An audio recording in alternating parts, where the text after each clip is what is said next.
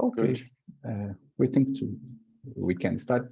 Professor Ralf, thank you very much for your presence and for everyone. I think it's very important for DECLEN. I will not do a presentation of Professor Ralf Michaels because he is, of course, very known for us, and we can, in this time, pass to the conference from Professor. Professor, feel free to speak for time you want. Thank you very much for your presence again.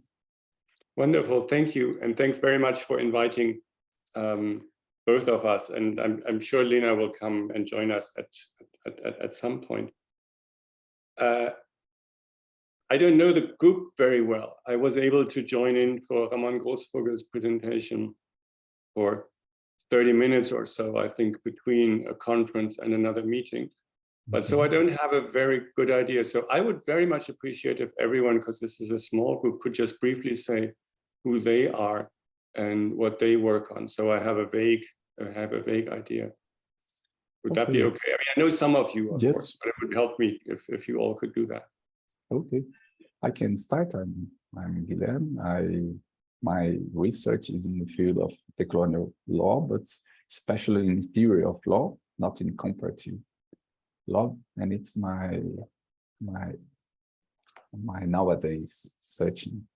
And I'm also teach theory of law in Catholic University of Brasilia with Professor Del Campos. Yes. Hi, Professor Michaels. Hi, everybody. Nice to see you again. I'm Del Campos, and I'm trying to research about theory of comparative law in Brazil. Try to fix an agenda here in Brazil, and studying critical comparative law and the colonial comparative law, post-colonial comparative law, the critical agenda of comparative law. Yeah, fantastic. Nice to see you again. Nice to see you again. And I'm working with Guilherme in Catholic University in Brasilia. Yeah, obviously. Livia Trentini is there as a name. Hello. Livia, do you prefer to speak in French? You can speak in French, Livia. You can also speak in Portuguese. If it's very slow, I can guess my way around, or Isa help. It's amazing how to speak Portuguese. Bom, é prazer. Eu faço pesquisa sobre direito indígena. Nesse momento eu estou fazendo mestrado na Sorbonne. Ok. E eu ainda estou começando, então aqui ainda estou aprendendo com vocês. Eu vou ficar mais quietinha no meu canto para absorver tudo que vocês têm. Eu compreendo o inglês, mas eu não falo bem. Ok. E é prazer para mim estar aqui perto de todos, no meio de vocês. Agradeço. Obrigado. Wonderful. Well, for me, it's worse. I speak English. I don't even understand Portuguese, except that the bits and pieces, and that you're at the Sorbonne. I have Horatia Murwatt here, actually. He was not Sorbonne, but was Sorbonne at some point, giving a lecture on comparative law later today. Thank you, Livia. Then there's Clara Borges. Vou falar em português, professor Ralf Michaels. Eu sou a Clara Borges, sou irmã do Guilherme, sister,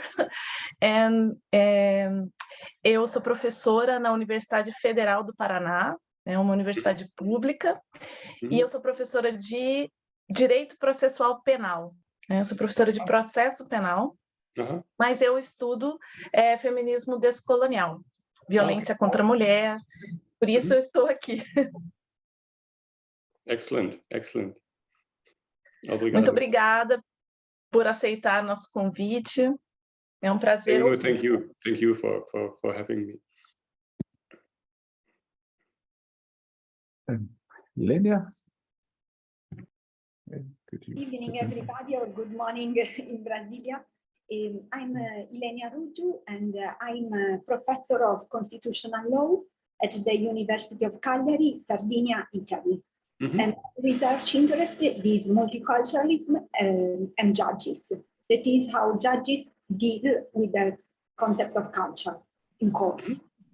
cultural defense, cultural motivated crimes. Excellent. So things that my Halle colleague Marie-Claire Faubletz works with a little. There's Lena coming on, I see. Yeah, is this a time change thing that I didn't realize? Is that what I thought we were on in an hour? Sorry. Excuse me, Professor Lena, it was my mistake. I saw last week the time zone, but I didn't know it will change this week. Excuse me. It's no problem. Sorry, it was my problem. It's okay. It's okay. It's just that I thought I was wrong. I was very confused. No, How come? How did Ralph know? Ralph, how do you always know these things? I don't. Oh, I didn't know this thing. In fact, I got an urgent message just as you did. Okay. Okay. Well, thank you very much. I was busy, and then I got another message that had a whole screen on it with people waiting for me. And I thought, as busy as I am on the other project, this is the even more urgent one. I'm just going through. I'm getting a sense of who everyone is. Guillermo, of course, you know. Deo Campos, who's his colleague and teaches comparative constitutional law and has developed decolonial comparative law for a Brazilian context. I'm trying to Clara Borges, who's Guillermo's sister, working on feminism and criminal procedure. Lena Ruggiu, who's in Italy and teaches law and culture, or courts and culture in particular, and Livia Trentini, who's doing a work on indigenous and is currently doing her master's at Sorbonne, if I understood that correctly. But I invited them recklessly to present themselves in Portuguese, and they did that. And so I'm here on the edge of my chair trying to pick enough words from what they say to have an idea what they do. that's very impressive. But of course, it's a small group, and so it's good for me and also for you maybe to see who everyone is. So Sanju, Hira, and Denise, we haven't heard yet, I guess. Yes, I'm Sanju Hira. I'm the secretary of the Decolonial International Network Foundation. I just finished the text of a book on decolonial theory called Decolonizing the Mind, which will be published on the 15th, will be presented on the 15th of January next year. Oh, excellent. We And want then- that book. Dennis- Can you make Dennis- sure to send us the citation to the book to the decolonial@mpipriv.de Yes. email address so that we can put it on our bibliography, please? Okay, I'll do that.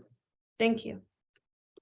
Maybe you could put the email for me in the chat, so then. Sure. Of course. Okay. And Dennis working with DECLEN. Yes, it's our partner. Okay. Okay. Denise, and of course Isa, whom we know, but whom not everyone else may know. Yes.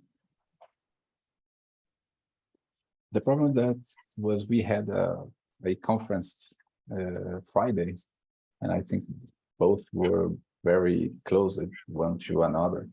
And maybe because of this, we have just a few numbers of partners now, but we can start if you want. Isa, do you want to present yourself really briefly? Yeah, I'm Isa. I also just have a master. I'm trying to prepare. And do it in Portuguese if you want, right? Projeto de doutorado, talvez. Mas também trabalhei os últimos 10 meses com o professor Ralf e com a Lena no Max Planck. Moro aqui na Alemanha e estou nesse processo também. Lívia, a gente deve trocar ideias. That's it.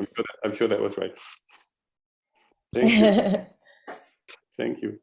Well, thanks again, everyone, for inviting us and for having us in. And thanks, everyone, for letting yourselves be put on the spot. And when I asked you all to introduce yourselves, but I find that much nicer to be in a group where I actually know who people are.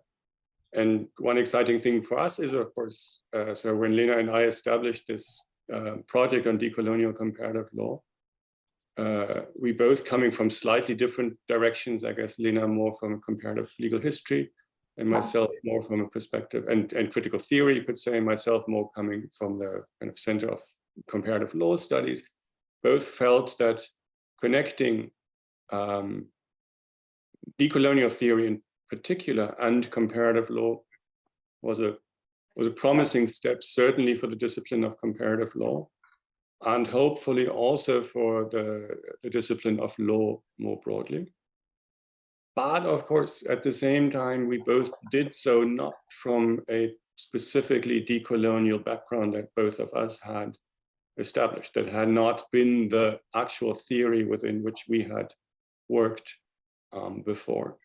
And so earliest conversations we had when I was at Duke and we had a first preliminary workshop and Lena was there, we managed to have a conversation with Walter Mignolo there, which was quite difficult in some ways because it turned out that at least Walter had very little interest in law, or had very little interest in law. And so the linking of decolonial and the usual suspicion against law, right, that theory often has. And so in that sense, it seemed for us very important to find connections with people who come more strongly also from a decolonial perspective, and also who come maybe from other parts of the world in which these perspectives have a different meaning, if you want. Both of us don't think that there's a strict representational principle in the way that only people from the global south can be entitled to do decolonial comparative law. For many reasons, we wouldn't think that that is correct. But having said that, the internal conversation about decolonial comparative law among scholars in the global north obviously only goes so far. And so this, for us, I think is also a somewhat unusual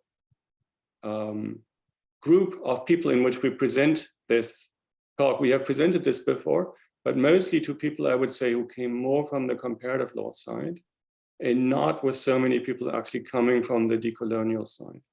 So it may be that when we present some of the elements of decolonial theory and its translation, some of that may be obvious to you, whereas it hasn't been obvious to others in other audiences.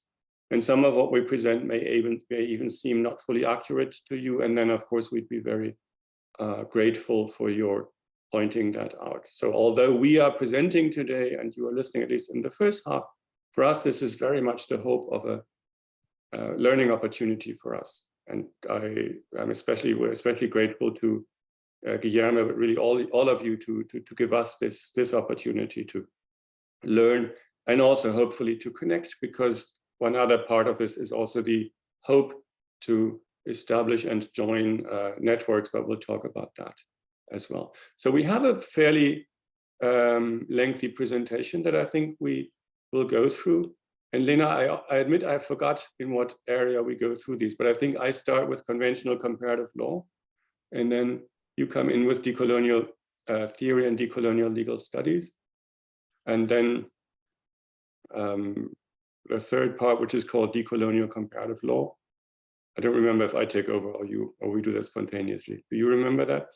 I think I will do it because we changed a lot of stuff. In any case, it doesn't matter. But do you have the file, or do you want me to share the screen? I have the file. I have the last one that you sent me. So yes. I'm going to share that on the screen. Okay. In a second.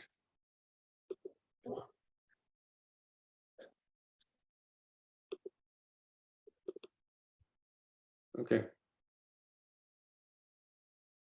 There we are. So to start us off before going into substance of comparative law, this is a project that Lena and I set up some years ago, as I said, on decolonial comparative law, which, as most of those projects bringing things together, is an attempt to use decolonial theory to understand comparative law, but also to use comparative law in order to provide a perspective on decolonial theory, especially decolonial theory of law that may not yet be there. So that may also be helpful to decolonial legal studies more broadly. This is something that we established in 2020 properly, but it comes from earlier meetings and conversations we had, and including the preliminary kind of finding workshop that we did at Duke University in 2019. And the hope then is, as I said, to decolonize comparative law, but also to use comparative law specifically as a way to decolonize legal studies more broadly. Especially for me, I will say, maybe not for others, for me, especially urgent project in the global north where I teach and research. We have a website, we're a beautiful website, I think, with bibliographies and information, and would welcome you using that and also giving us additional advice, suggestions, etc., especially also what to put in those bibliographies, which we've worked on a fair amount.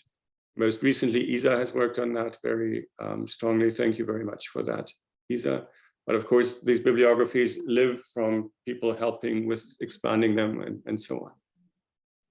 So what we talk about is to this is largely went into an article that was published earlier this year. But that's an article that, as you can see, is called A Conceptual Beginning. So it's very much an article that stands at the beginning of a research project. But that's what we're going to present, to talk about kind of shortcomings, if you want, or lacks in conventional comparative law, contribution of decolonial theory and decolonial legal studies to that and the translation thereof into comparative law, and then a bit about the project itself. What I want to do in the beginning is, instead of giving the umpteenth summary of comparative law, is instead guide you through a case study, if you want, to show maybe in an example what shortcomings might be and where the linkage to decolonial theory could be.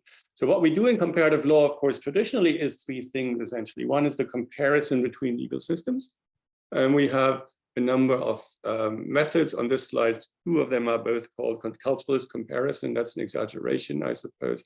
One of those should be conceptual comparison. So essentially the comparison of doctrines and institutions and words, if you want. The second is functional, formal, culturalist, functional. Those would be the three. The second would be the study of the influence of legal systems on another, especially the study of legal transplants. And the third is the idea of comparative law as a basis for an understanding of global law as a plural law, as a legal system, as a global law that consists of multiple different legal regimes. So that's essentially what we do in comparative law. Now, the example that I want to bring does not come directly from comparative law, but is in fact a comparative law project, except many of us in comparative law thought it was so poor that we shouldn't deal with it. That was a big mistake, as it often is, because this is influential. So this has been influential in comparative law. And the project is probably well known also in Brazil. They're doing business reports from the World Bank.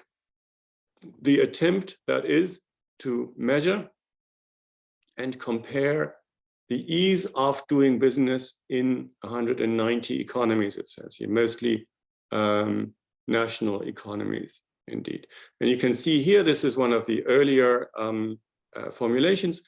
The aims that the project has: motivating reforms through country benchmarking, informing the design of reforms, enriching international initiatives on development effectiveness, and lastly, informing theory. So this is clearly a normative project. It's a descriptive project that it assesses the ease of doing business and compares that between economies, and it has clear normative aims, as you can see here, including aims like benchmarking, meaning this is a vaguely universalizing project. This was set up mostly by economists, but of course, in all relevant ways, what they do is the comparison of law.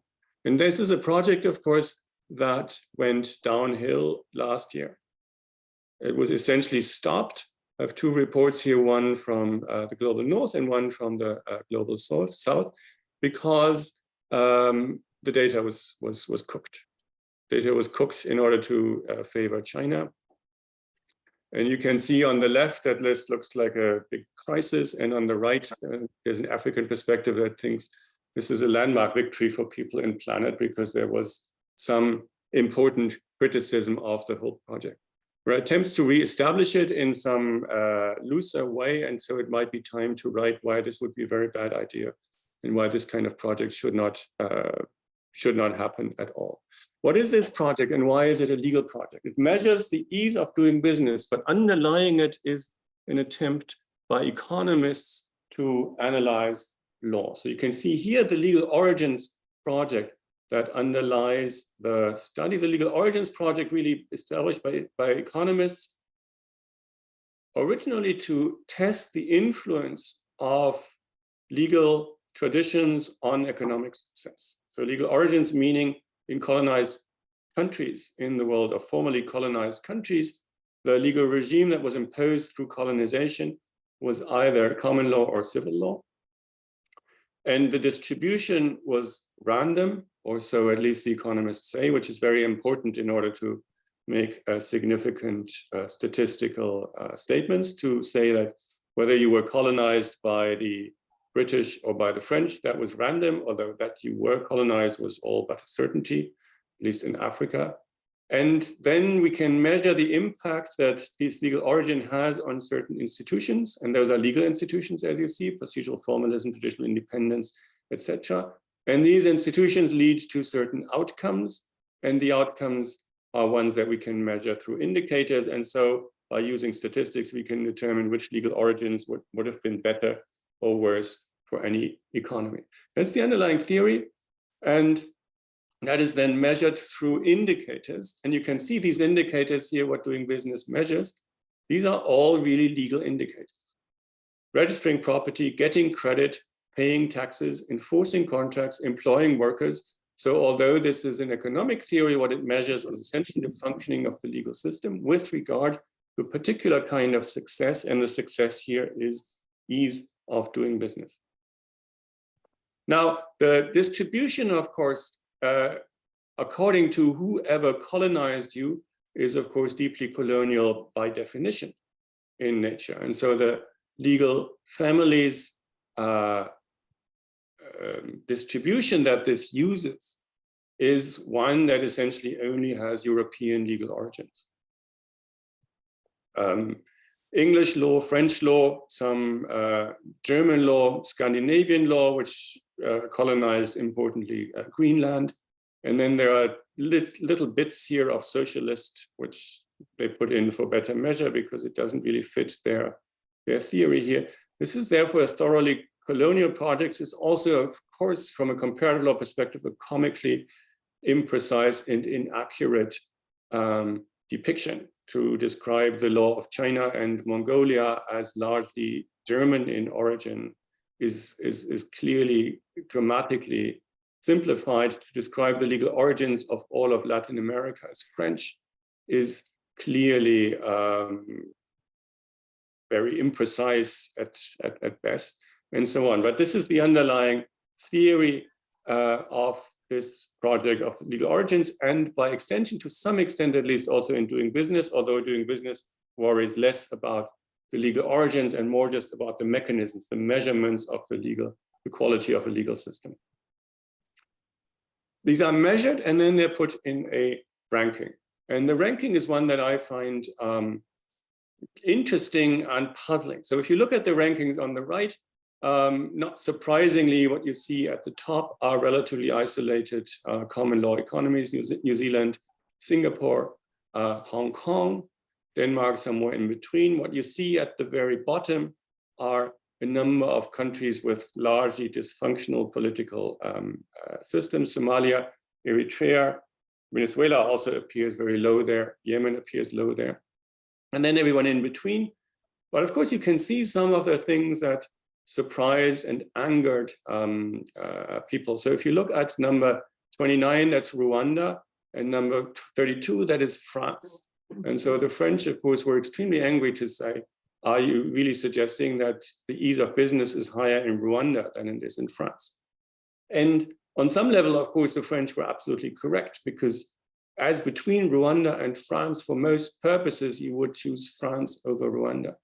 But on the measure of some indicators, it was true that Rwanda had a more business-friendly set of regulations and laws than did France. And so, of course, this measures quality of legal systems according to very particular specific criteria. The interesting thing is that it does not disfavor global South countries over global North countries.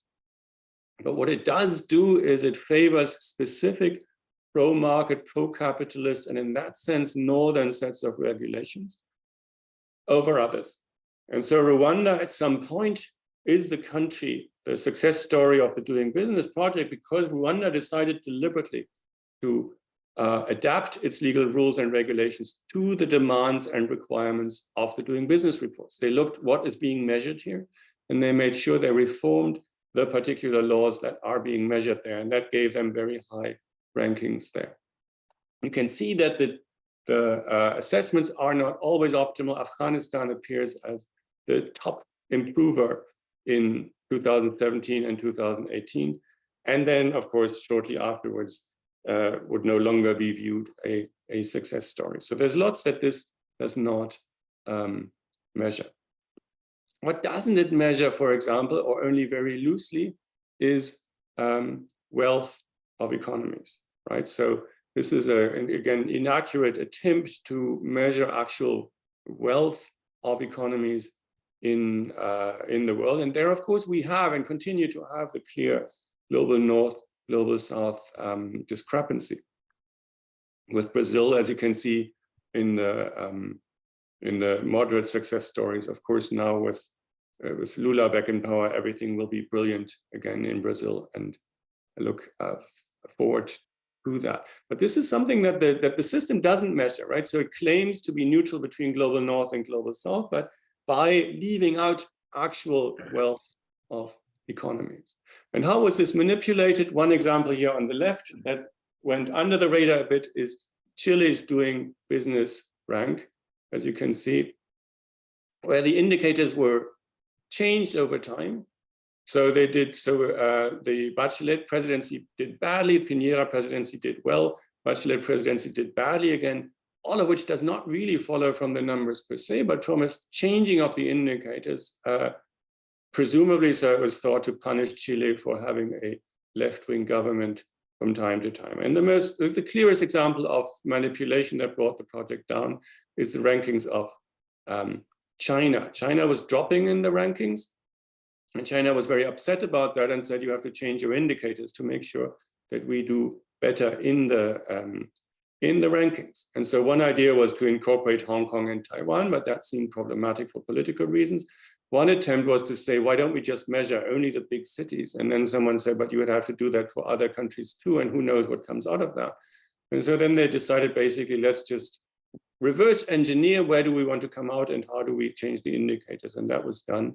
And that was found out then. And so it was said the whole project is bound to fail. And attempts to save the project are to say, well, let's have better indicators. Let's just have make sure that this is more accurate. But from a comparative law perspective, the whole project is deeply problematic and should probably be abandoned. Why? First problem, prioritization here of formalized law over other forms of social order. The early economists, the original economists, measured really only legal rules. And as comparative lawyers, we know that the impact that legal rules have on outcomes is very, very indirect, right? So Elena's study on culture in the courtroom as just one example. There's a lot that happens between the formulation of a legal rule and the social outcome. We know that, and economists should know that too. But even when they learn that and say we have to look at the actual functioning of the legal system, they're still prioritizing here the formal over the informal legal system, right? So they're looking at formal laws and not at indigenous self-organization, for example. So what is being measured here is prioritized in a particular global northern way, if you want. The second, mostly this measures states at large, methodological nationalism. And that has two problems, right? The one is the implicit restriction to the law of states and state-like entities and communities which are being measured. And for formal law, that makes some sense because most formal law is nationwide, leaving out federal systems and the like. But from a perspective of culture or the perspective of economy, this is by no means clearly warranted.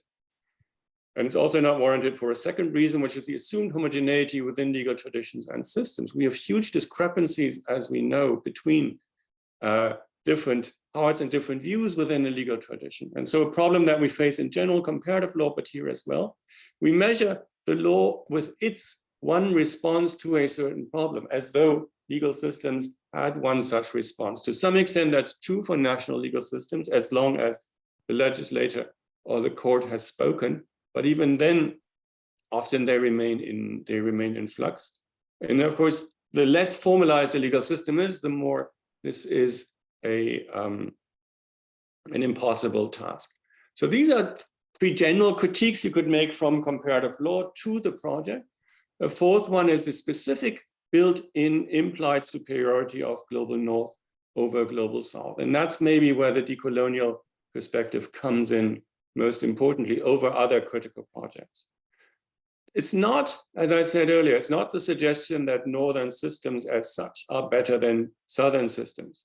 Maybe at the top of the rankings, maybe at the bottom of the rankings, but certainly not everywhere in the middle. But what we find is that the political dominance of the global North over the global South is translated into an epistemological dominance. That means we take an epistemological understanding of law, of economy, of economic success, of the interrelation between law and economy, and use that as the standard by which we measure both global North and global South system. And so it may be that systems like Rwanda can do well in this system, but in this measuring, but they do so by having to adopt this universalizing Northern epistemology. The second element in this that is critical from a global North, global South perspective is the idea here of legal transplants. You saw that earlier with the idea of benchmarking, with the idea of adopting solutions found elsewhere. So we have a clear separation of a donor and a recipient country. And we have that in the, traditionally this was a colonial structure where law is borrowed from the colonizer to the colony.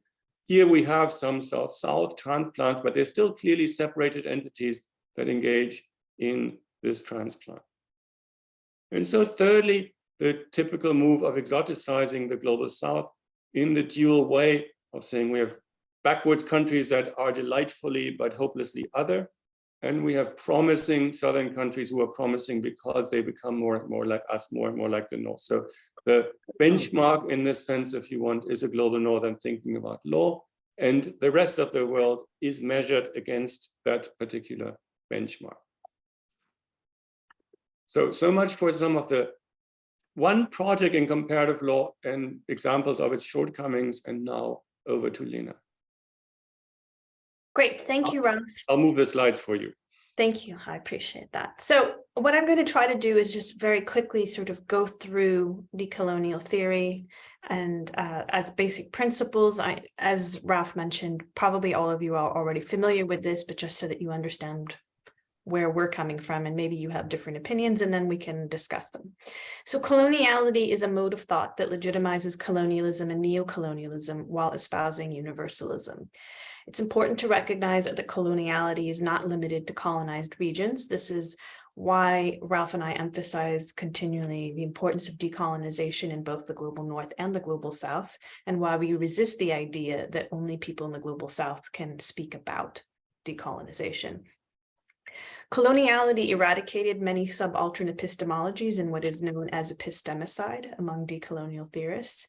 Coloniality exists in both colonial centers and colonized or formerly post-colonial regions. And it marks epistemologies from the global South as inadequate or antiquated. So basically, coloniality is epistemological power that resembles and reinforces colonial hierarchies. A key point that I want to emphasize is that we must differentiate between Western, Eurocentric, and colonial. Very often when Ralf and I give these talks, people sort of ask us about things like Japan. Well, Japan can also be colonial. So we just want to make clear that we're not actually presuming that these three categories of Western, Eurocentric, and colonial are all the same. They are not. They're distinct, and they have distinct conceptual characteristics. Next slide, please. So coloniality myth about. Sorry, I heard something. Okay, coloniality produces a myth of modernity. The myth of modernity.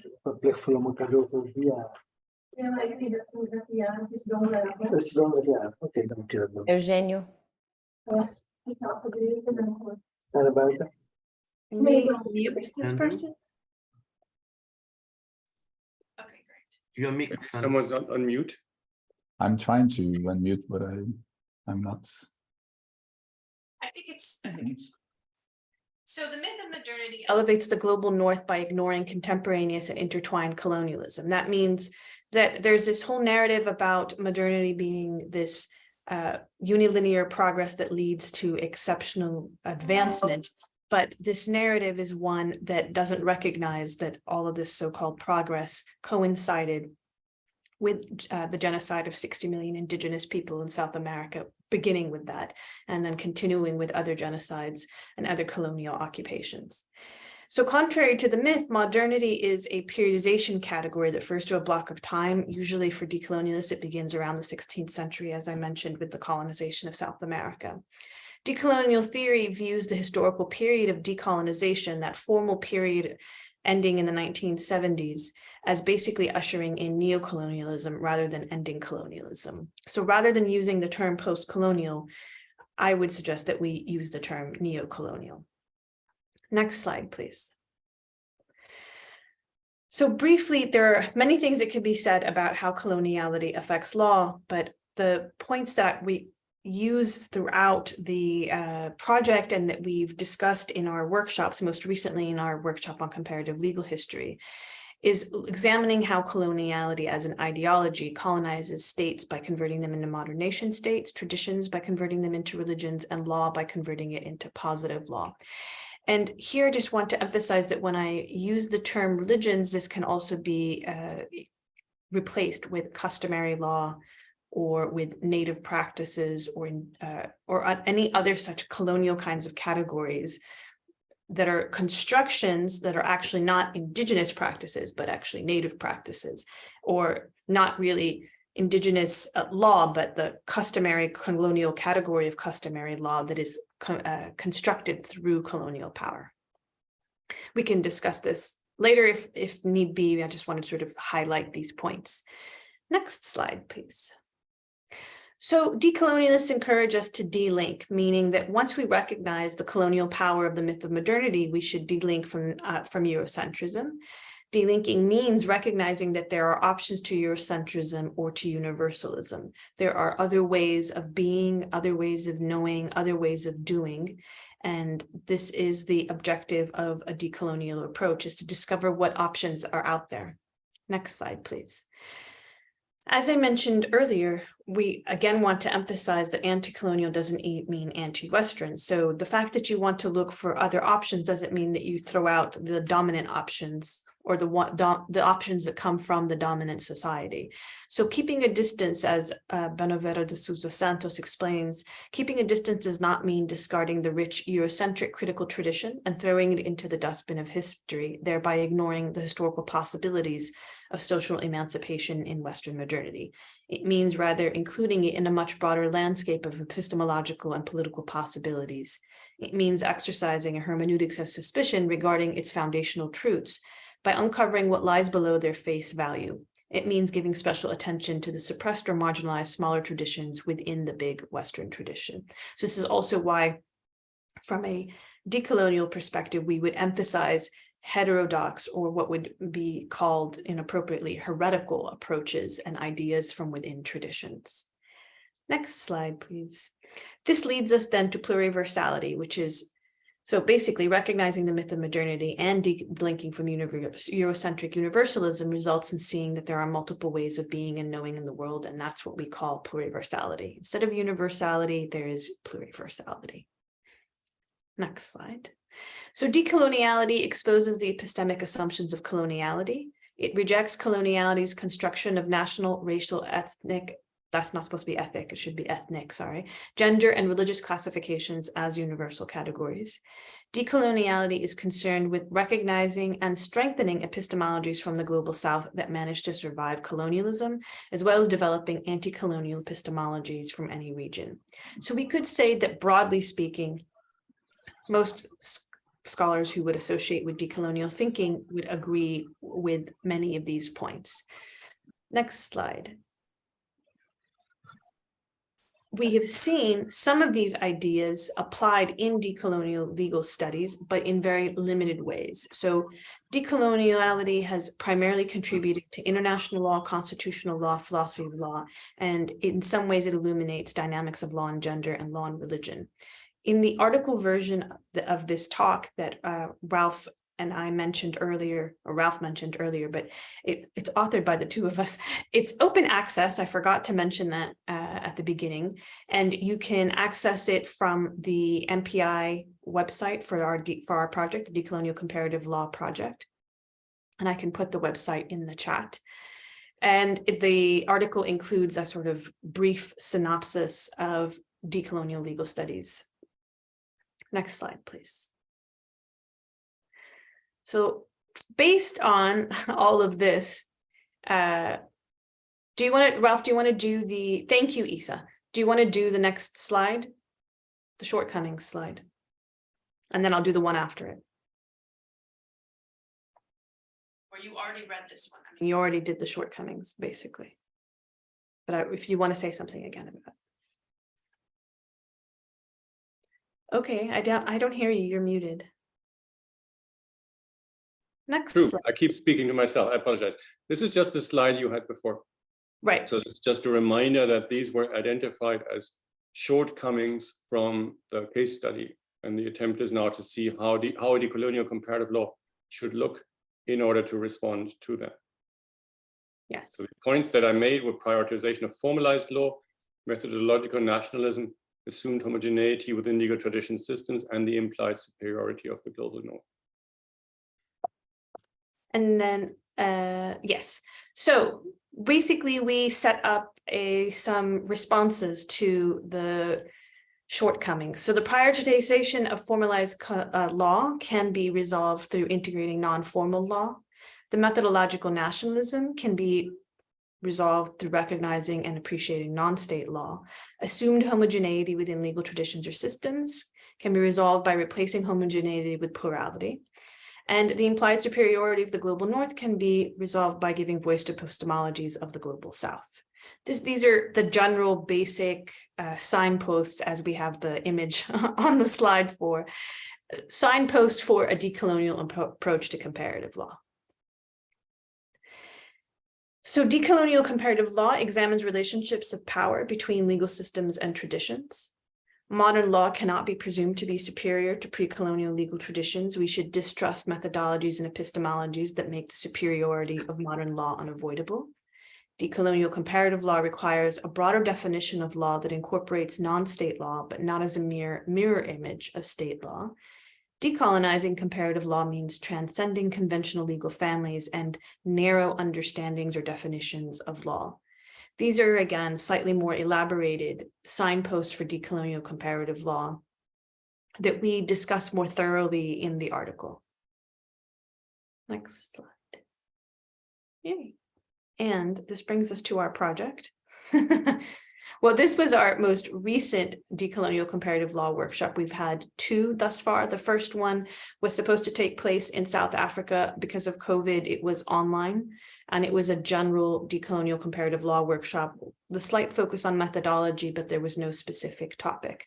The second workshop, which just took place in September at Oxford, was a decolonial comparative legal history workshop. It focused on Indigenous and Global South law prior to colonialism, as the slide shows. It was a successful, I think, workshop. We were very happy with it. And our next workshop, the third workshop, which will be in 2024, will be focused on decolonial property law. And we currently have a wonderful postdoc who is working on organizing that event. Next slide. Yes, so we have, well, maybe you should talk about this actually, Ralf. It's yours. Talk about this, although this is a bit of a moving target always, of course. So at the moment, this may not be fully true. But what we had envisaged is in Hamburg at the Max Planck Institute to establish an important point, at least, for the project with either doctoral, postdoctoral students actually working here, and then also within the team, or short-term visiting fellows coming through who are otherwise working on decolonial comparative law. The idea, I would say, this is still in here, this slide, this is still in general, this is open to say taking on PhD students and postdoctoral students working on decolonial comparative law. The tricky thing has been, I think, to establish the necessary mass of people and also the necessary mass in the institute. So this is a project, this is an institute of private law, private international law, comparative law. So it's been very easy to find people in those fields.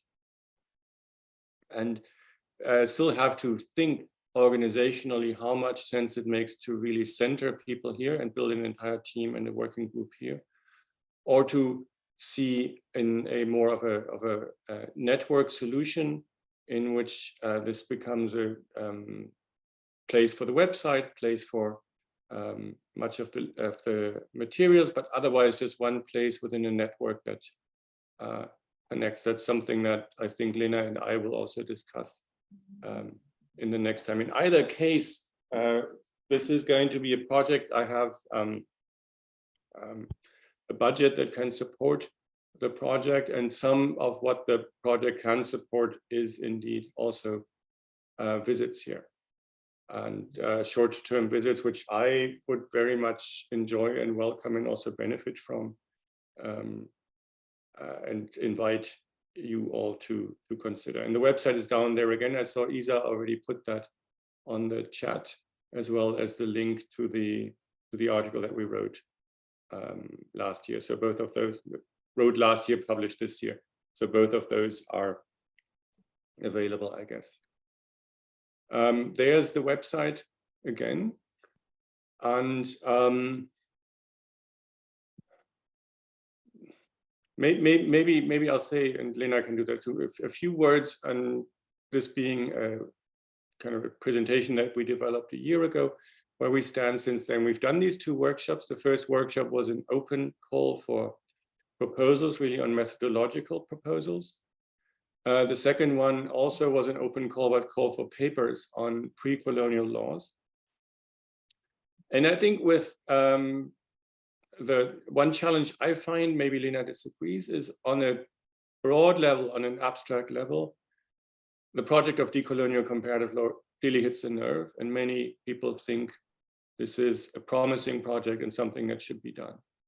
And that's been a response that we've had both in the global north and in the global south, even if perhaps for slightly different reasons.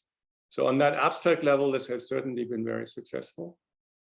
The challenges that exist still, I would say, is first, the translation of decolonial theory into concrete comparative law has been challenging, I think, for many. So Lena and I have talked about doing a case study, maybe together, maybe separately, in order to see how we would translate this. I would say many, including of the proposals that we got who said we are doing decolonial comparative law, were often not so distinguishable from classical, sometimes liberal, sometimes left-wing critical projects in comparative law. So that was true already in the first workshop, I would say, and it's true also in some of the publications that we find. And as welcome as those critical projects are in comparative law, it seems that the actual work of doing decolonial comparative law concretely still needs to be done. And of course, not only by us. We're not the only ones to figure that out. In fact, that would run against the whole idea. But that's something that hasn't been done so much yet. Because secondly, of course, the overlap between people, and that's the second point, between people versed in decolonial theory and people versed in comparative law is just very small. Comparative law, for comparative lawyers, decolonial theory is something novel and something that not all of them want to spend the necessary time to equip themselves with. Whereas people coming from decolonial theory and decolonial legal studies often don't have that great an interest in comparative law. So the overlap there is not so great. I think what we've tried to do is, one, we have this section in the article that Lena drafted that is very short and I find extremely concise and accessible, to give like a first insight into what decolonial theory is and can contribute to comparative law. And in extension, we have these bibliographies that we feel helps people to equip themselves with the necessary knowledge. But of course, people would also have to do that, and I'm not yet sure we can impose that on them. So that's the second challenge that I can see. And the third challenge is, of course, that on some level, comparative law itself as a non-natural discipline, if you want, as itself a modern discipline, a decidedly modern discipline with a clearly colonial history itself, may have to be rethought so dramatically as to not survive the rethinking altogether. So insofar as comparison as a process assumes A, different and separate objects, and B, a process in which these objects are related to each other, relies, if you want, on assumptions that are problematic from a decolonial perspective. The decolonial perspective of pluriversality does not assume separate entities, right? But rather assumes a world of many worlds, if you want. And so the separation of the objects is a problem, I think.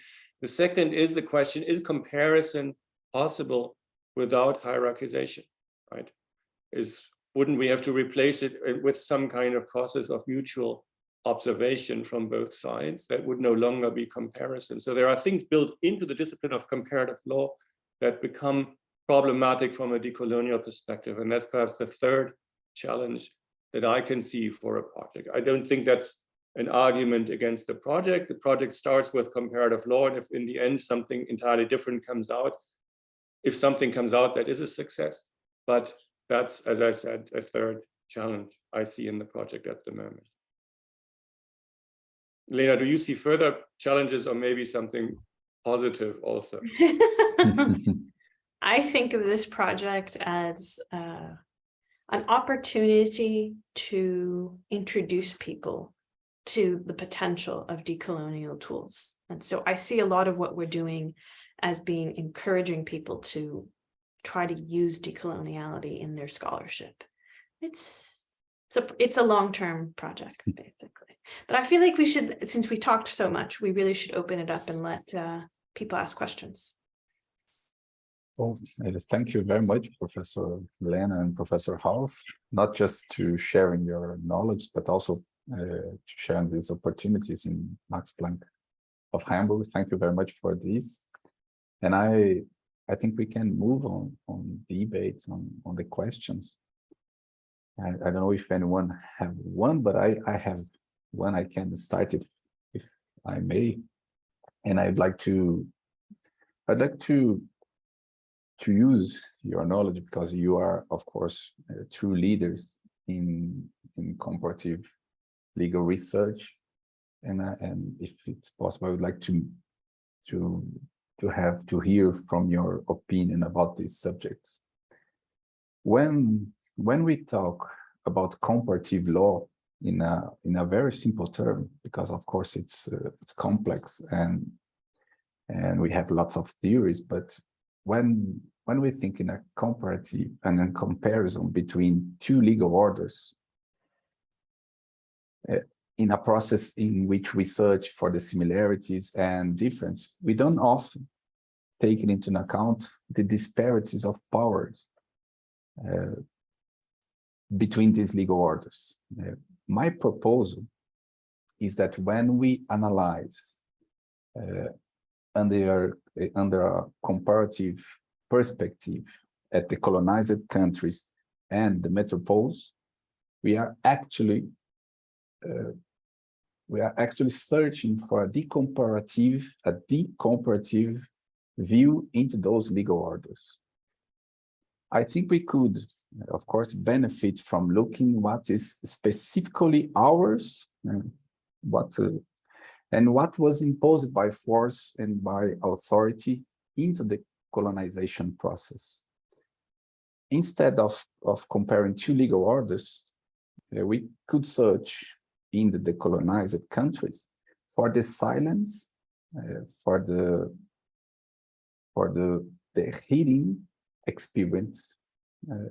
I think that this decomparativist perspective allow us to do this, a kind of opposite, a reverse process, in which we work more as an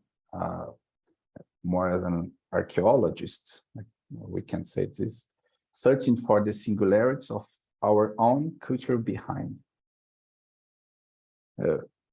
In short, making a decomparativist implies removing the layers, the historical layers of power that massacred by the official law of colonizing orientation, and find a possible dialogue with silence legal experience, such as the indigenous, such as quilombolas and fishing communities, traditional populations. And does that make sense for you?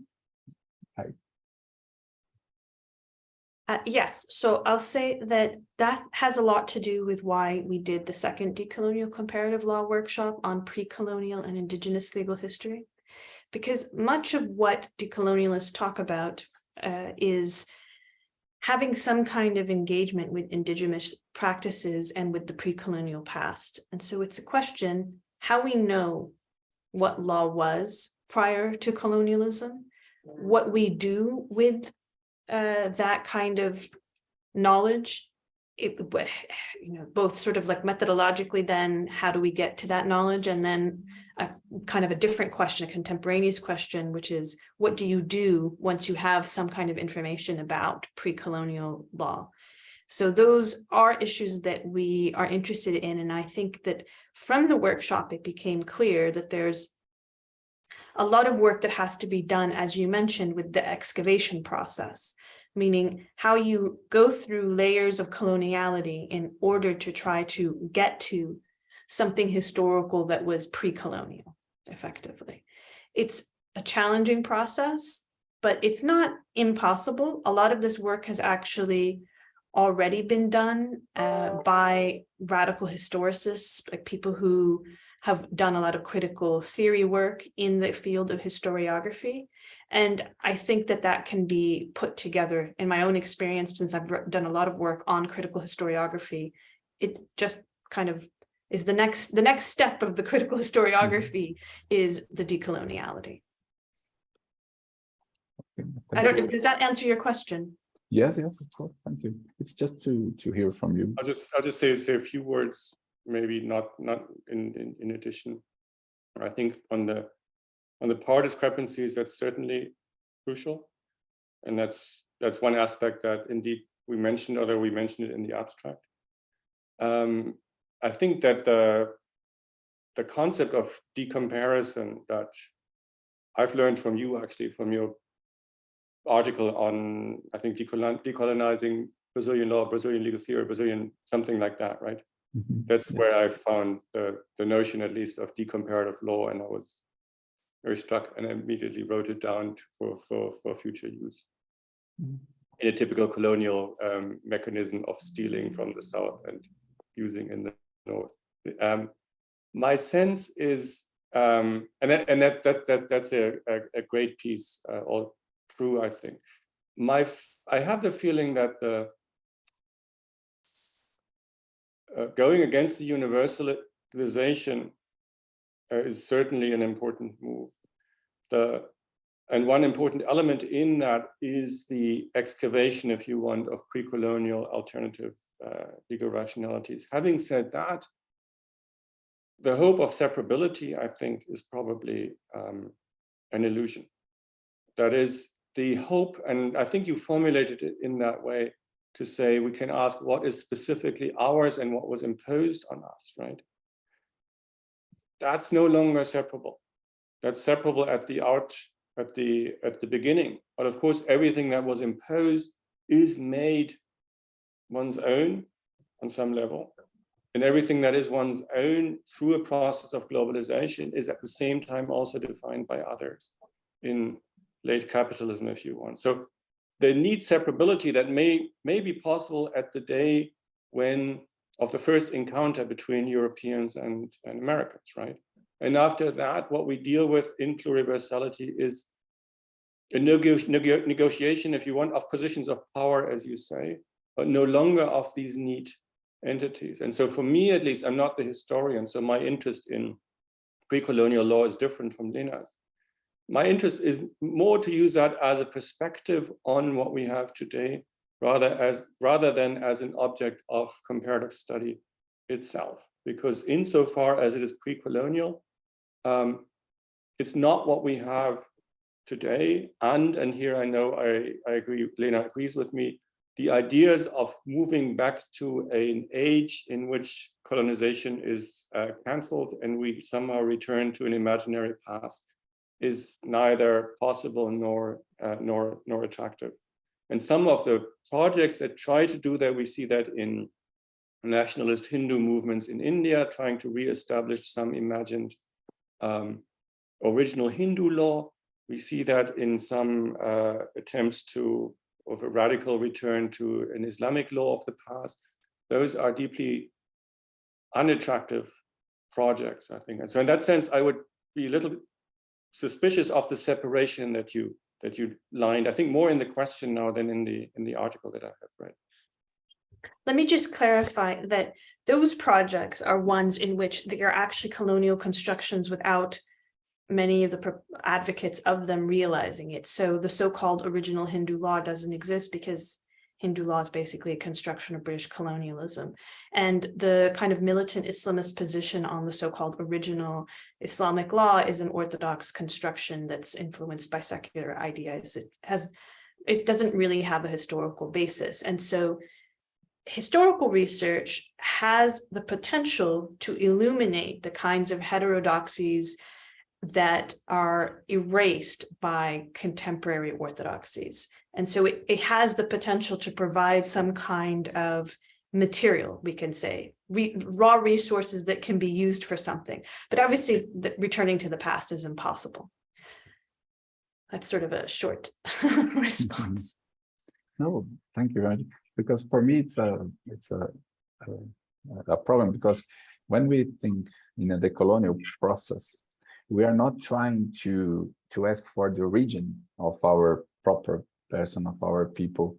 We're not trying to look for what is in me, for example, a Brazilian person, what is an indigenous cultural background, what is a black or a slave background. But when we think in a decolonial process, we are trying to look for our nowadays law and trying to understand what are the layers in this historical process that made our unofficial law not capable to be here, not capable to be listening for different and official orders, which means that when we think in a decolonial process, we are not trying to look for the good salvage, the good person that lived here in Brazil before Portuguese, but we are trying to look, for example, for our institutions like consent, like dolus, like consciousness. What was the second word you said? Consent.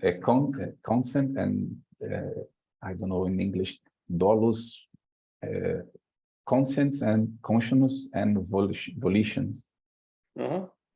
When we look this kind of institute in Brazilian order, we think from a Eurocentric perspective. But of course, when we look, for example, for the indigenous people here, when we look for the Quilombola, when we look for these fishing communities, they think from other point of view. And this point of view not make part of our legal orders. We just planified all different multiculturality, and we just look as a Occidental, a Western perception. this is more a decolonial process than a historical process. What do you think about? Okay, so let me just say about the historical process, to be clear. I said something before about radical historicists and the ways in which decoloniality can pick up from radical historicism. Searching for origins is a kind of like a DNA search. It's that what you were referring to about trying to find, Yes. you know, the sources. That's already been critiqued by Nietzsche and Foucault. And that's not, from my perspective, what we do with history. We're not trying to find origins. That is an idea of genealogy that's all about looking for roots, right? That's like looking for the father, the ancestor. And that's the exact opposite of what the critical genealogical approach is, which is not to be looking for roots at all, actually to be showing that the roots are totally different from what we get in the contemporary context, right? That the historical story actually can provide critical insight into the contemporary situation, not justify the contemporary situation. So I would just say that broadly about where I see history working in the project and where I would see history playing a role in comparative law. But at a more fundamental level, a lot of what you're talking about has to do with reconceptualizing the concept of law and recognizing that ultimately the reason why Indigenous law is not taken seriously is because it's not considered law. And that there's a particular universalist understanding of law that's imposed with coloniality. And so that this colonial ideology imposes this specific understanding of law and then claims that all of these other options are somehow not law, right? That's the universalism of the colonial notion of law. Thank you very much. I find what you say attractive. I just see that sometimes Indigenous traditions are taken seriously in the sense that they're instrumentalized, and that becomes problematic too, right? So if you see some of the use of Ubuntu in South Africa, which everyone defends, but many people defend in, if you want, a neoliberal ideology. So the claim is to take seriously local traditions, but the use made of them runs directly against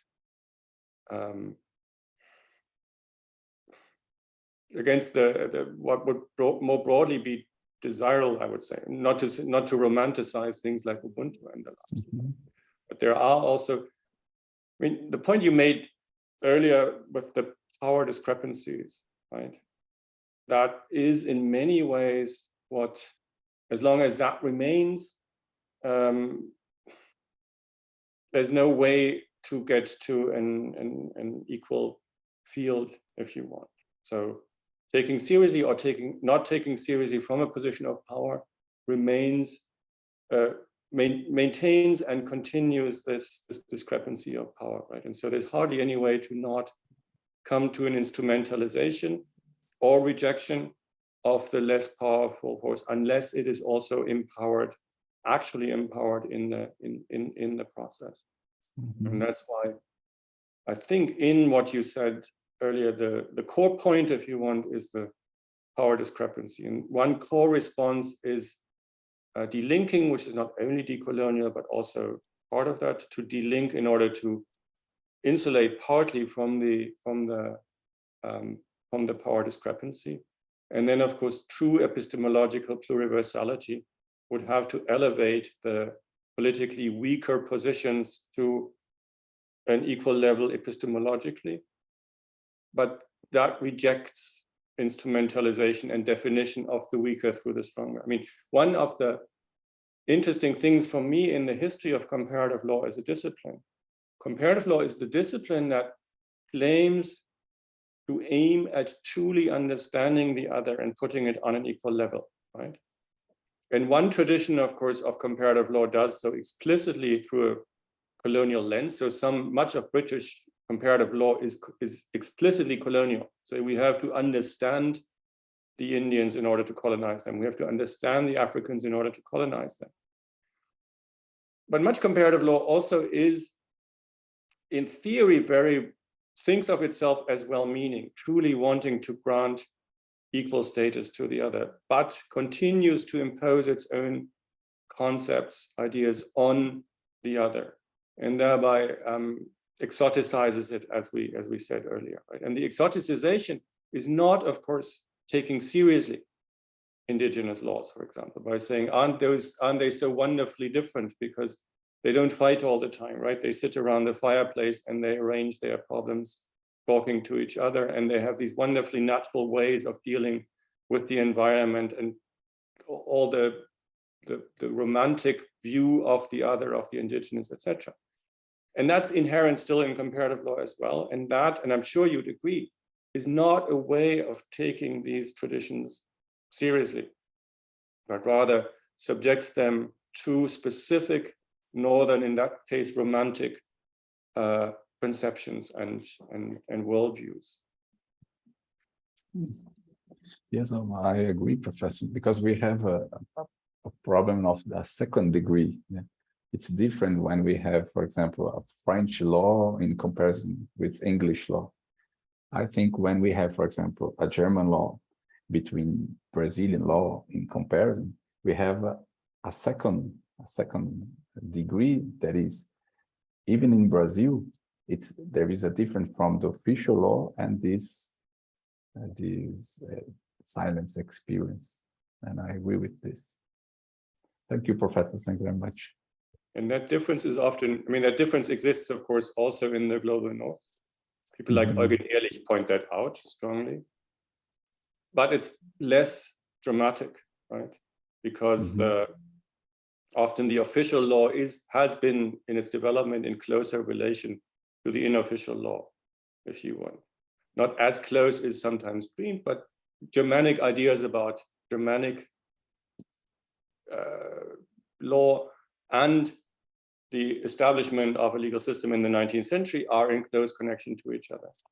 Whereas, of course, the colonial project imposes historically a formal law that is deliberately different from that which is found on the ground. So I think you're right that I don't think the discrepancy exists only in countries like Brazil, but it's much stronger in a country like Brazil. And Isa is working on this long article on those precise discrepancies between an imposed northern capitalist rationality in the constitutional court, in the Brazilian constitutional court, in that sense, in formal law, but as something imposed and detrimental to local traditions. So absolutely.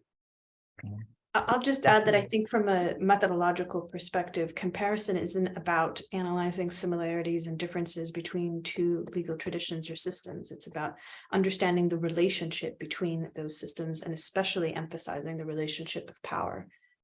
And that can be helpful in sort of reconfiguring how you think about what comparison is about. Okay, thank you. I don't know if would anyone have any question to ask.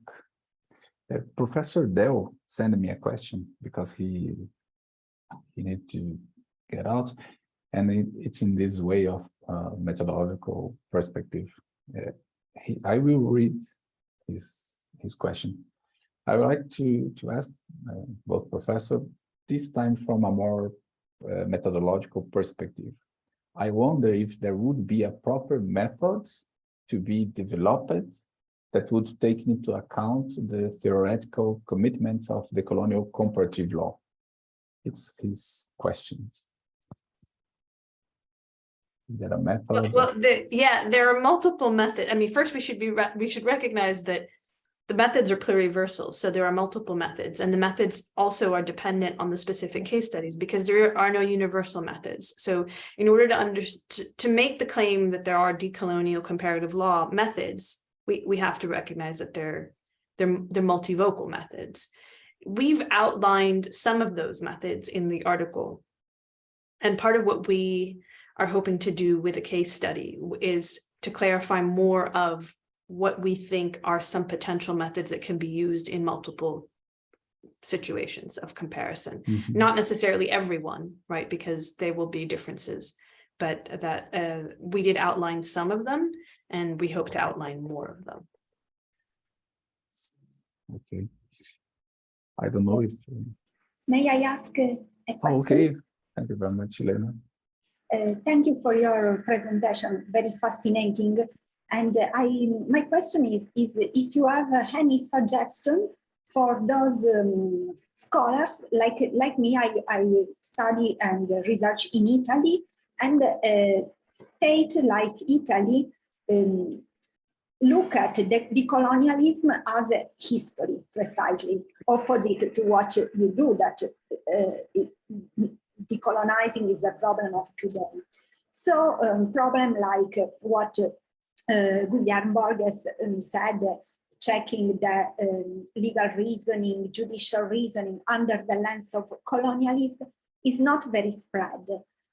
So I wonder if you have some suggestion to do the colonial mainstreaming in those kind of states. I think the problem is spread in Europe, because UK has a strong tradition of decolonial studies, but in other states, European states, I mean, decolonial study as historian studies. So let me just say that no state really has a strong tradition of decolonial theory that I know of in Europe.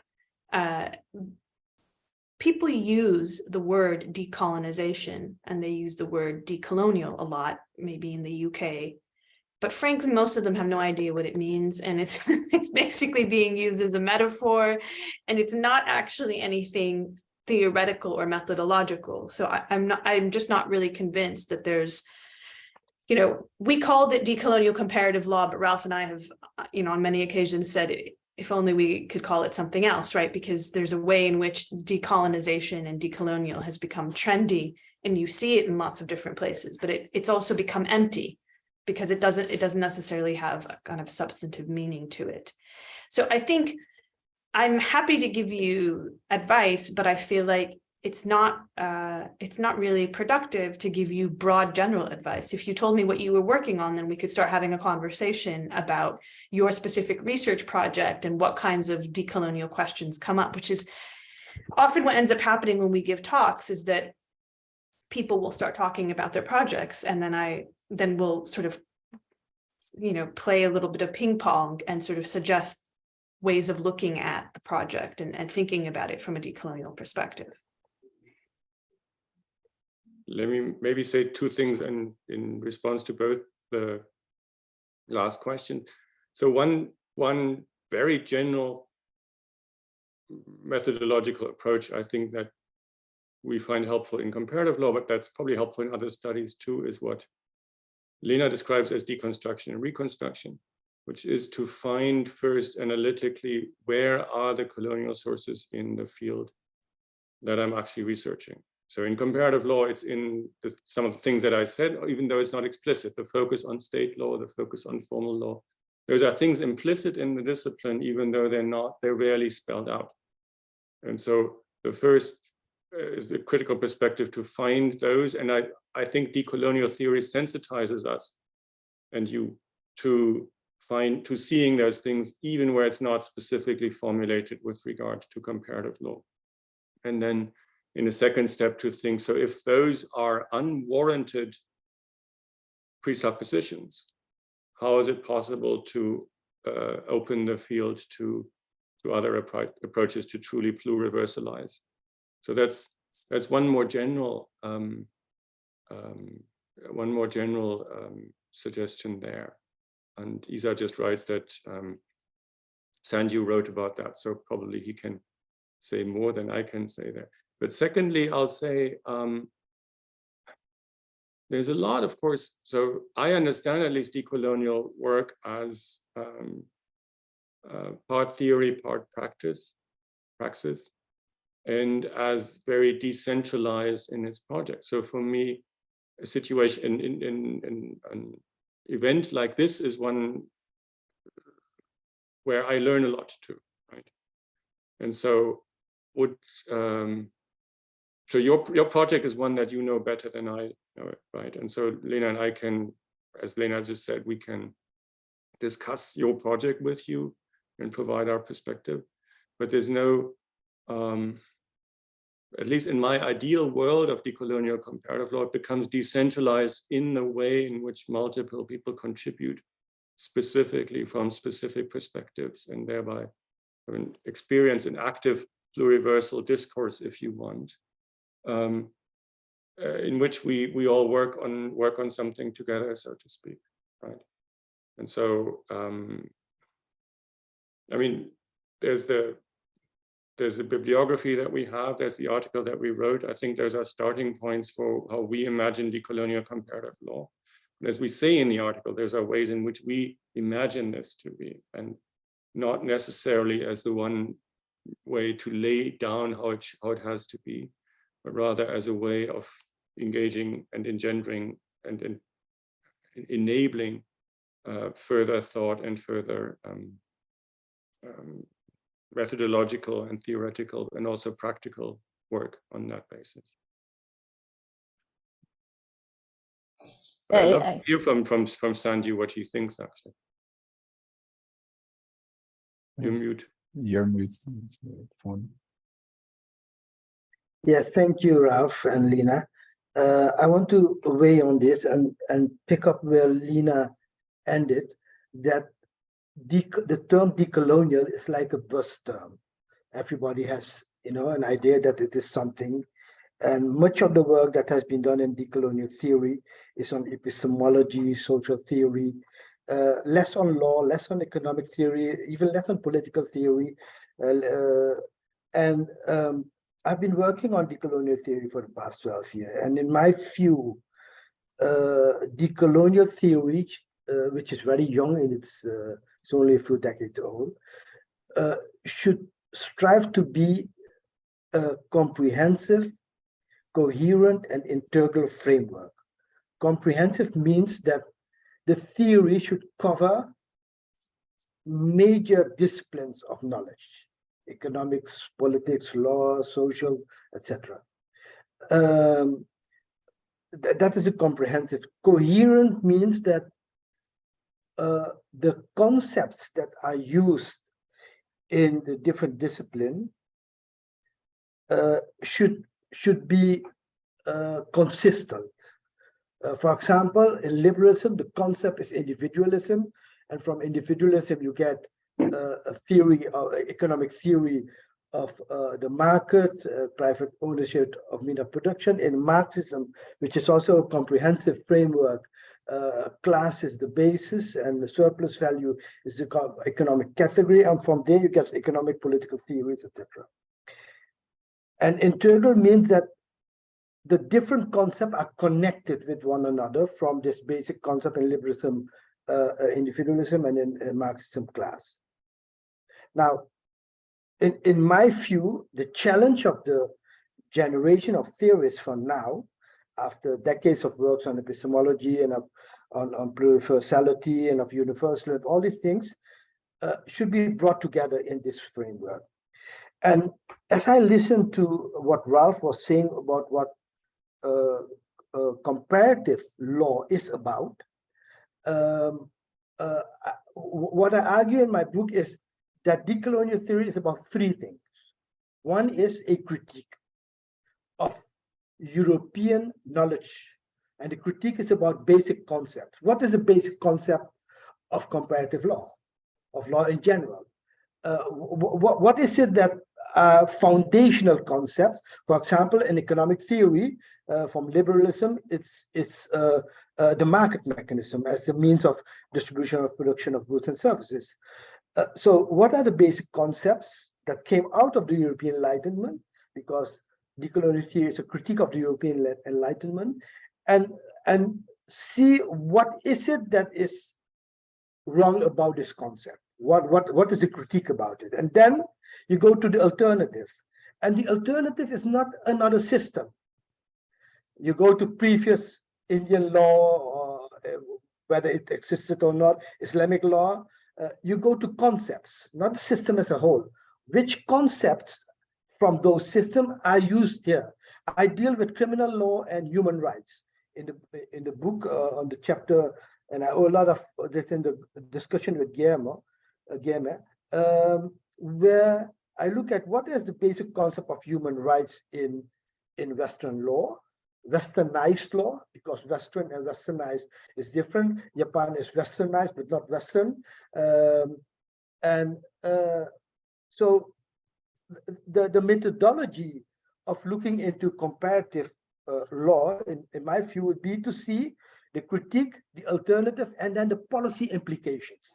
It's very important because where in Eurocentric science, science could develop without any practical implications, I think in decolonial, we always look at what does it mean practically? What does this mean? Now, I like your presentation about the business things, you know, the business law. And when you were talking, immediately I was thinking about how does the characteristics of comparing the different legal system regarding what is business friendly, how does it take into account power? Is power also an indication of business friendly? For a sector, we are living in the era of economic boycotts. How does economic boycotts and its law impact a performance? How could you leave that out of the equation to judge whether a country is business friendly or not? So in my view, if I would look as a decolonial theorist at law, and which I would like to learn more about, giving you knowledge about it, you know, that is the kind of discussion I would engage in. No, that's great. I think in many ways, that's a better description of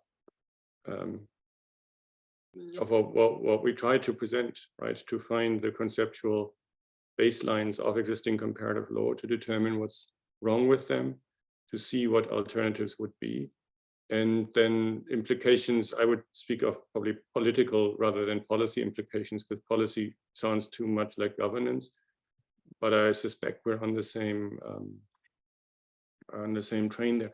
As concerns power, I think, and maybe I didn't make that clear sufficiently, the fact that power discrepancies or economic wealth discrepancies are somehow invisibilized in the project is one of the most important weaknesses there. The claim that Rwanda and France are put on equal level, despite the much greater economic and political power that France has compared to Rwanda, including the greater power to change its own policies without being punished by global markets. The fact that that gets invisibilized in a project like the Doing Business reports is one of the strongest weaknesses, right? And the blindness of comparative law, traditional comparative law, to questions of power and discrepancies is one of the biggest failures, biggest shortcomings, as Lena just pointed out earlier. I think what is sometimes missing, or what in our experience, especially from non-lawyers, has been missing in studies of law, not just in the decolonial context, is the understanding of the specific technical nature of law, the specific language in which law operates, or more broadly, I've written about that with Annelies Riles, legal anthropologist from Northwestern, the technicalities of law, the fact that law operates in a specific way. So where the Marxist critique says this is all smokescreen, this is all just superstructure, and we have to get behind that and see the essence, right? And the essence is somewhere in power, exploitations, etc. We think that risks not seeing the specific way in which law itself operates. And we have some coming back also in theory to analyzing that particular technical character. STS does some of that, STS legal studies, for example. And so sometimes law is not taken seriously enough in some of these critiques to say, essentially, this is just about power, and so let's just go directly at power. And I think a comparative law project, as I understand it at least, also has to see, so what's the specific role of law in that, not just in concealing power, but also in enabling power. So if you take, that's not a decolonial concept, but Katharina Pistor's recent book on the Code of Capital, right? Where she says, capital doesn't exist until it is legalized, until it is formulated, created by law. If that's correct, then it's the law that creates capital. And then a critique of capitalism and an analysis of capital that doesn't take seriously the specific ways in which law operates would have to be insufficient. And in that sense, yes, attention to power, absolutely, but replacing the attention to legal technique with an attention to power would not be helpful, at least for a project on comparative law. Can I comment on it? Yes, please. So in my methodology of decolonial theory, the critique is the first thing, but the second one is the alternative. Right. So in the alternative of the business, the study on business application, if we say, look, it makes invisible the elements of power, then the alternative would be to make it visible. So it doesn't go only into the critique, it goes into the question of what kind of variables would you add in the whole structure of coming to an assessment, probably, let's say, a final figure, a rate, a score or so. So you would say, okay, how do you make the effects of economic boycotts, power structures, visible in variables? Obviously, it's a creative process, but that is the type of work that goes beyond the critique, because the critique itself is just the first step. The more important step is, once you have the alternative, in terms of, take the Rwanda-France comparison, what other variables would you take into account? From, you're an expert on law, so I would be very much interested in see, okay, what element would make it visible? And then maybe add some scores to the element, and then redraw the system. So for me, it's not just a critique. For me, the major challenge for decolonial theory is the alternative. No, I understand that. Although what you describe as alternative is now an add-on, so to speak, right? To say, in addition to the existing indicators, what additional indicators can be, or what can you leave out of the existing one, which makes it invisible? So so you reconstruct the thing by saying, okay, this variable is not helpful, but this one make more clear the reality of the thing. So you know, that's the kind of discussion that goes into technicalities. Yeah, absolutely. That can go into technicalities, and on measures like boycotts, power discrepancies play a dramatic role. Obviously, if the US boycotts Cuba, that's dramatic.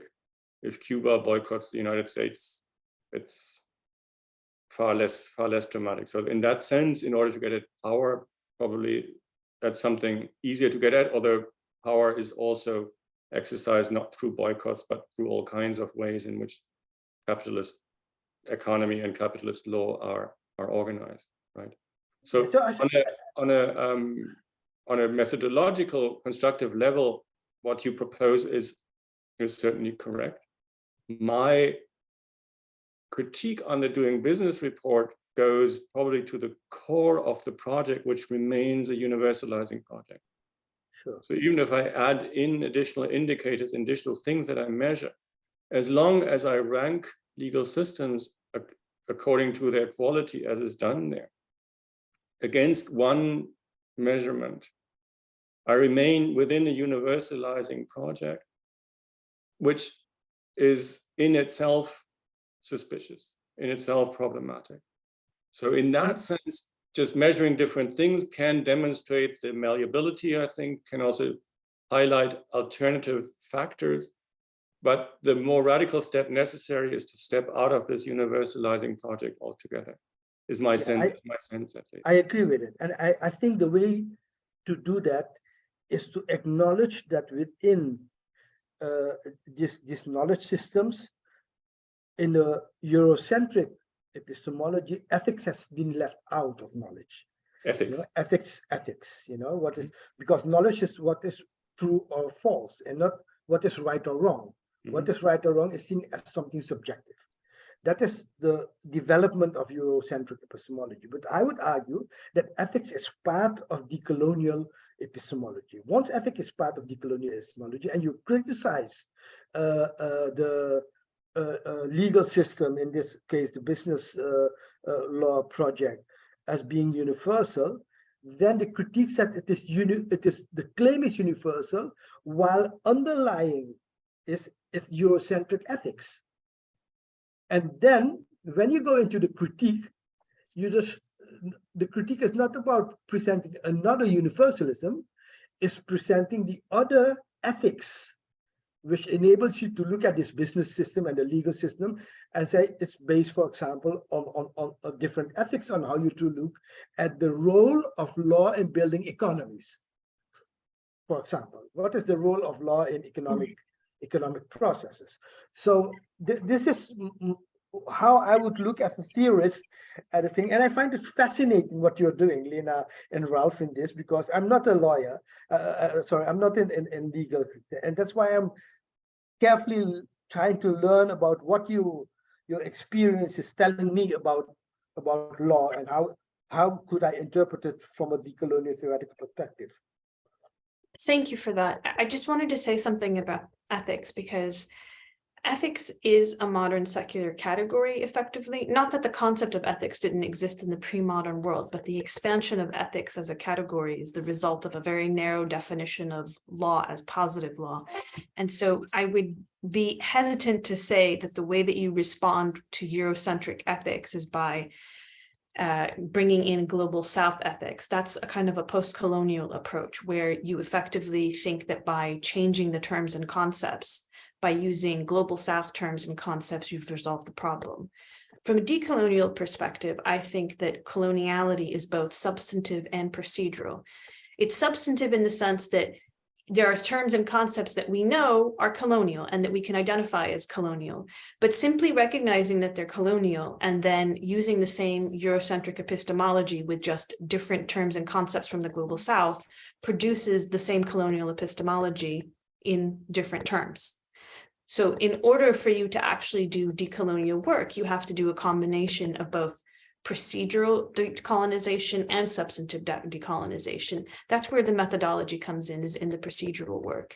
It means that you actually have to think about how you do the research, how you get to the question from a decolonial perspective, which is why I think there has been so much emphasis among decolonial theorists on decolonizing methodologies. There's been so much written about indigenous methods and about decolonizing methods for this precise reason. Are there any other questions? I don't know how long you wanted to go. I don't know if anyone have not another question. We can, Isadora? No, just to point out, but also in that sense, every academic work would be already marked by coloniality. If we think about methodology and we want to criticize the procedural way in which we want to find decolonial whatever subject, then we are also questioning the academic work itself as we do it in a doctrinal way, like the way we are discussing here, terms and theoretical terms are already marked by, I mean, this question is for Lena, even though we are working together. Yes, but we're not going to essentialize all academic work and then assume that all of it is colonial, right? So we would actually have to go in and look and see how people are doing their work. So I wouldn't go so far. I know that there are some people who would go so far as to say that the modern European style university is itself a colonial construct. I think that that's an essentialism that's problematic, right? The fact that you get a modern discipline of history, for example, doesn't mean that history didn't exist in the pre-modern era, right? There were historians, there were people who were involved in the writing of history prior to modernity. You do get a development of a modern discipline of history in the modern era, in a post-Enlightenment understanding of what history and historiography are. But that doesn't mean that every history is colonial, or that you can't write a decolonial approach to, you can't have a decolonial approach to history. Do you see what I'm saying, Isa? I think yes, but I also see that what Sandra was calling ethics is maybe something broader than ethics as you saw it, but just It is. So I was hair splitting. I was nitpicking with the term. And the reason why I was nitpicking with the term is because in the specific fields I work in Islamic law and Jewish law, there's been an explosion of interest in so-called Islamic ethics and Jewish ethics. okay. That's the direct result of scholars in those fields thinking that what they work on is not law, because they internalized a modern positivist understanding of law as state law, and therefore they think that what they actually work on is Islamic ethics or Jewish ethics, for example. This is why then there has developed this whole like societies of Jewish ethics and society of Islamic ethics. So the question is, how did traditional pre-colonial communities, or how did various traditions prior to colonialism understand these values, these norms, and what did they call them? And I'm not sure that it's ethics, because in a lot of ways, ethics is this, again, not the term, but the contemporary conceptualization of what ethics is that it's the byproduct of a separation of law, politics, and economy, where you have this capitalist economy, and then you have a so-called liberal state, and then you have positive law, and there are three divided, compartmentalized categories. And then there's this thing that's ethics that's outside of all three of those. So I understand some of the critique, maybe that's yours and maybe not, of academic work as establishing hierarchy and authority, and for the scholar to establish correctness and distinguish between the observer and the observed, those who speak and those who listen.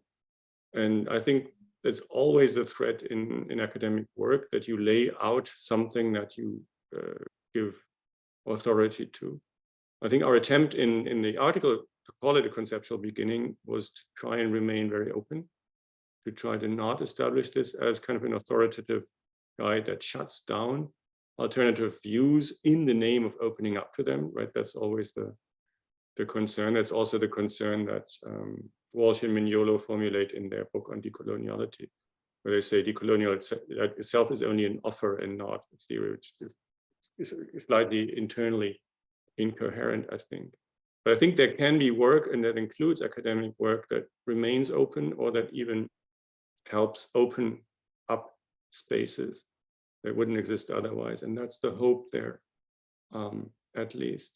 And as concerns that opening, and also coming back to Sanjiv's point on ethics and epistemology, right? From a decidedly not decolonial perspective, but one that has been influential, as I understand, also in decolonial theory. I've been influenced by Levinasian ideas of the primacy of the ethical over the ontological in that sense, but also the epistemological, where the other comes at me first with an ethical demand before I put them into a certain category, right? And that's in some ways something that I find helpful also in comparative law, to say the first demand from the other in that sense is to be taken seriously, not just as a matter of truth, but as a matter of actually ethic, as a matter of actual responsibility we have towards the other. In concrete terms, as the comparative lawyer from the global north, the responsibility towards formerly colonized societies, to break it down to colonization, actually. And in that sense, at least, the primacy of the ethical is one that I think would translate into properly understood decolonial comparative law, even though, of course, Levinas himself is not a decolonial theorist. But I'm grateful also for that reminder, with all the, without denying any of the points that Lena made about the deep problematics of the way in which ethics has been conceptualized, conceived, and is sometimes imposed on other traditions.